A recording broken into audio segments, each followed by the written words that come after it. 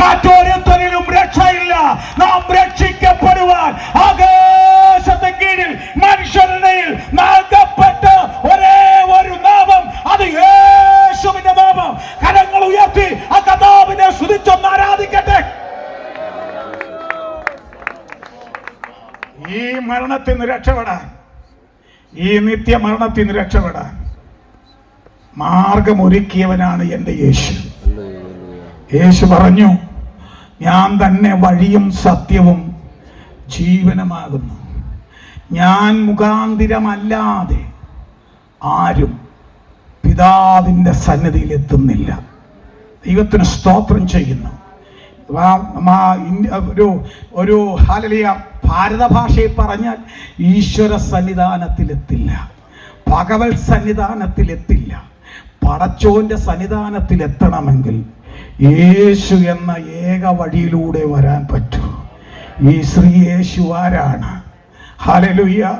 ദൈവമായിരുന്നവൻ, ദൈവസ്വരൂപത്തിൽ ഇരുന്നവൻ, ദൈവത്തോടുള്ള സമത്വം മുറുകെ പിടിക്കാതെ ഈ താണലോകത്തിലേക്ക് ഇറങ്ങി വന്നു.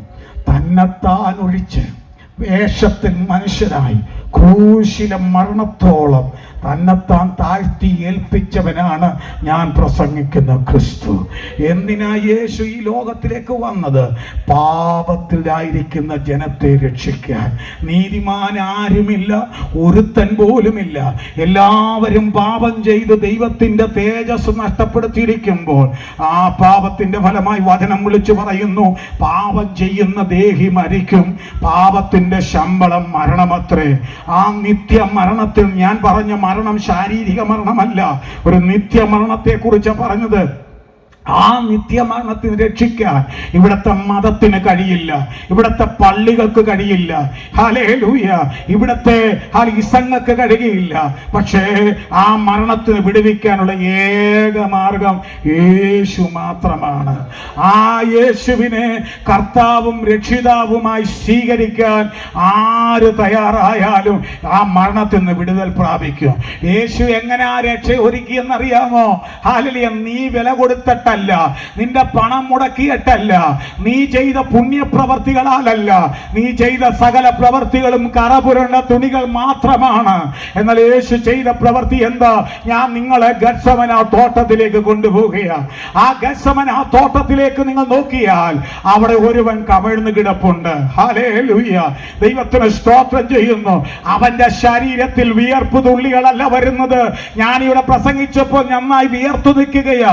എന്റെ വിയർപ്പ് ഗ്രന്ഥികളിലൂടെ, ആ ചെറിയ എന്താ ശരീരത്തിലെ ചെറിയ ദ്വാരങ്ങളിലൂടെ വിയർപ്പ് പുറത്തേക്ക് വന്നപ്പോ ആ ഗത്സമന തോട്ടത്തിൽ കമഴ്ന്നു കിടന്ന് കരഞ്ഞ എന്റെ യേശുവിന്റെ ശരീരത്തിൽ നിന്ന് രക്തത്തുള്ളികളാണ് പുറത്തു വന്നത്.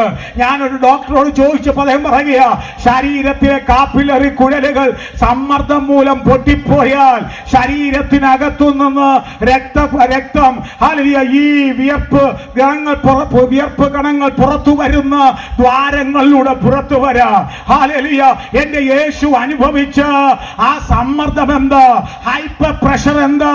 എന്റെയും നിങ്ങളെയും പാപത്തിന്റെ ഭാരം ചുമന്നതാണ് എന്റെ യേശു അനുഭവിച്ച ഹൈപ്പർ ടെൻഷൻ. ഹല്ലേലൂയ.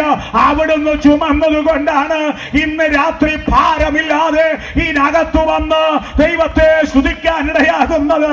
നീ എവിടെ നിന്ന് സമാധാനം പ്രാപിച്ചത്? ഭാരത്തോടെ വന്നപ്പോ നിന്റെ ഭാരത്തെ എടുത്തു മാറ്റി നിന്നെ സ്വതന്ത്രനാക്കിയ ഒരു കർത്താവ്